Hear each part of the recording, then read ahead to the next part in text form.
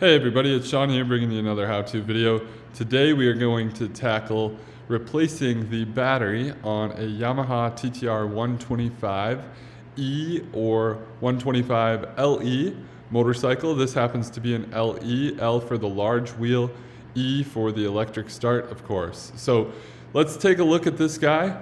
What we're going to need today is a replacement battery, of course, and I've got a small 1/4 inch ratchet with a 10 mil socket we're going to need, and also I've got an 8 mil socket.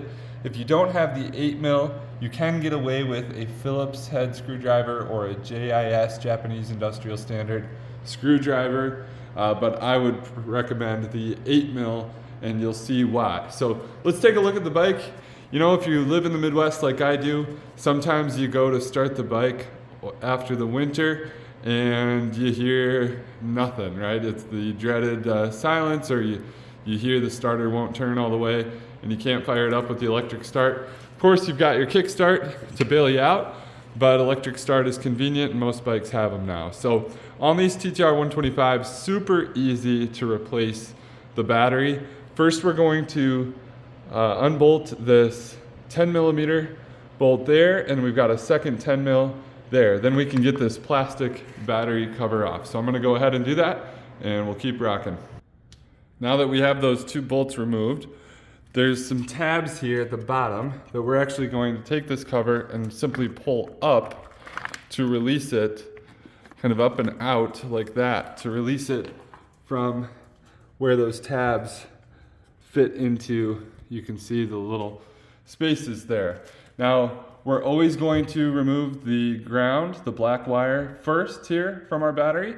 And you can see, this is a bike, a used bike I picked up, but you can see those threads have a little bit of, they're a little boogered up there. And so that's really common, especially when people are trying to tighten up their connectors.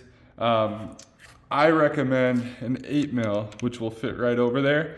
That'll help keep these from you messing up the Phillips heads on these small little bolts.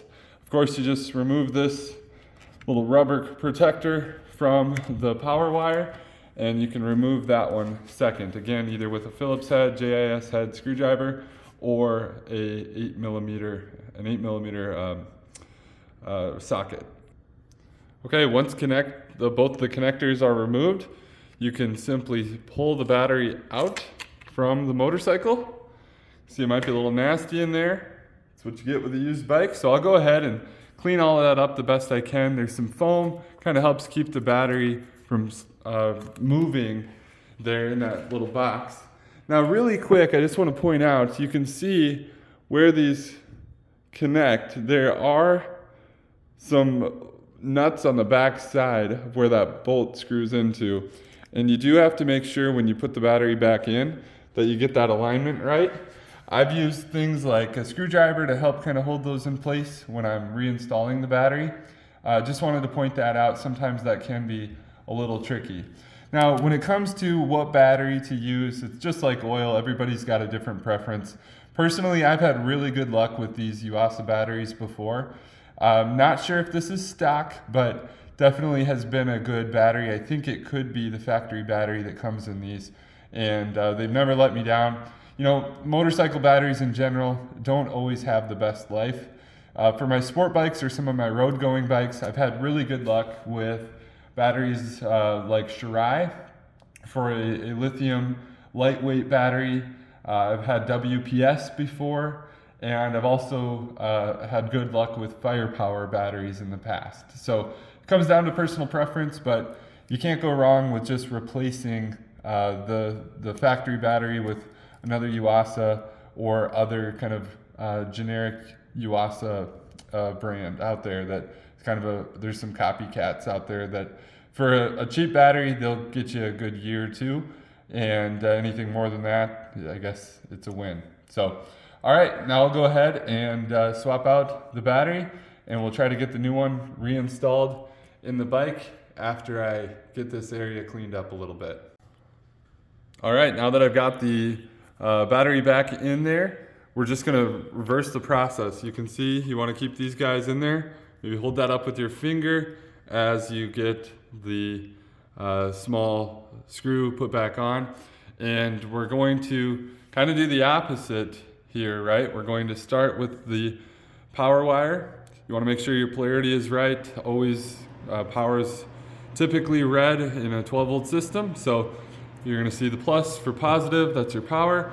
You're going to connect that, again, kind of hold that little nut in place and screw your bolt in. After that, then we'll reconnect the ground and make sure that you're tightening these down nice and snugly. You want it to be firm, but don't strip out these little bolts. It's easy to strip them, especially if you're going to try to use a Phillips head screwdriver instead of a socket. So I'll go ahead and get these snug down, and then we're really in business here. Just put the cover back on. Okay, again, now we've got it snugged up. One little pointer I just wanted to let you know, I found a small flathead screwdriver, and I did hold that nut kind of block piece to connect the bolt by just holding that in place towards you. It was a little easier. I did that for both the power and the ground. But I've got these both snugged up. We'll put this little cover back on, and we're going to reverse the process with the cover. We're going to start down here at the base, kind of fit those in place, and then we're just going to push that cover right on like that, and we'll get our two bolts tightened up, and we have knocked this process out. Now we should be set to fire this thing up and give it a try. Hope this video was able to help you out. If you wouldn't mind, please like and subscribe for future how-to videos. And of course, God bless, ride safely. Thanks everybody.